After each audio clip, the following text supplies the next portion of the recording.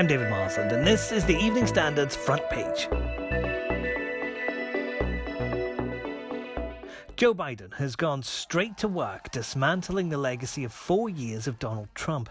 Hours after moving into the Oval Office, the new president jettisoned many of his predecessor's most controversial policies, including the so-called Muslim ban and rejoining the Paris Agreement. Is the commitment I made that we're going to rejoin the Paris Climate Accord as of today. The White House says Mr. Biden's taking actions to combat the challenges of 4 converging crises: the coronavirus pandemic, the resulting economic crisis, climate change, and racial equality. At this time, in this place, let's start afresh. All of us. Let's begin to listen to one another again. Hear one another. See one another. Show respect to one another. Politics doesn't have to be a raging fire, destroying everything in its path. Every disagreement doesn't have to be a cause for total war. Boris Johnson's hailing Joe Biden's decision to rejoin the Paris Agreement is hugely positive news. The Prime Minister's pledging to seek further global cooperation on the environment when the UK hosts a key United Nations summit this autumn. He tweeted, "I look forward to working with our US partners to do all we can to safeguard the planet." The Education Secretary says schools will very much be the first to open when lockdown is eased.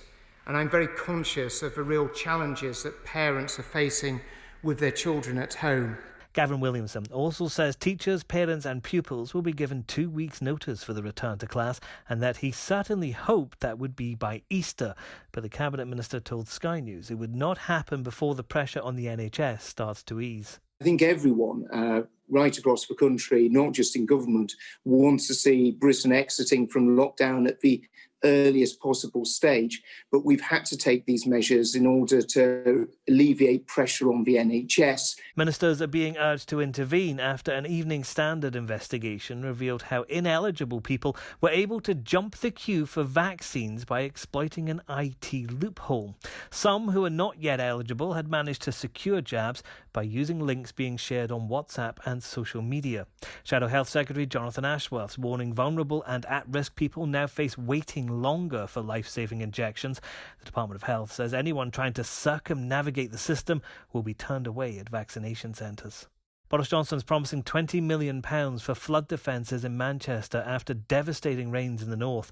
Around 2,000 homes have been evacuated as river levels in some areas remain at dangerously high levels. There are more than 180 flood warnings in place and a further 33 in Wales. And finally, 22-year-old poet Amanda Gorman says she's on the floor after her books hit the number 1 and 2 slots on the Amazon charts following her inauguration performance, and they're not even out yet. The Los Angeles writer is being hailed by critics across the world for her poem The Hill We Climb, which she wrote after watching the Capitol Hill riots on January 6th. It's also the title of her works, which hit the top spot shortly after the ceremony, followed by her Change Sings, a children's anthem book. Neither is released until September. You're up to date. There's more on standard.co.uk.